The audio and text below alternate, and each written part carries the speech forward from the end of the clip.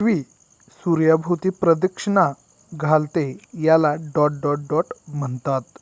TET 2018 साली हा प्रश्न पडला होता. ऑप्शन आहेत परिवलन, परिभ्रमण, अक्षीय गती, कक्षीय गती. योग्य उत्तर असणार आहे परिभ्रमण. चला तर जाणून घेऊया परिभ्रमण म्हणजे काय.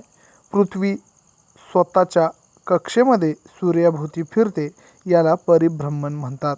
पृथ्वीला सूर्याभोवती एक फेरी पूर्ण करण्यास साधारणतः 365 दिवस म्हणजे 1 वर्ष लागते.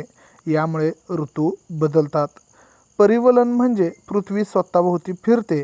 पृथ्वीला स्वतःभोवती फिरण्यासाठी किंवा एक फेरी पूर्ण करण्यासाठी 24 तास म्हणजे 1 दिवस लागतो.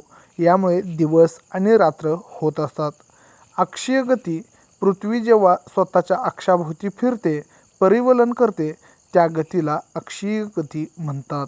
कक्षीय गती पृथ्वी सूर्याभोवती ज्या मार्गाने किंवा ज्या कक्षेतून फिरते त्या गतीला कक्षीय गती म्हणतात. प्रामुख्याने सूर्याभोवती या फेरीत परिभ्रमण हा शब्द अधिक अचूक मानला जातो. असेच अपडेट मिळवण्यासाठी सबस्क्राईब किंवा फॉलो करायला विसरू नका.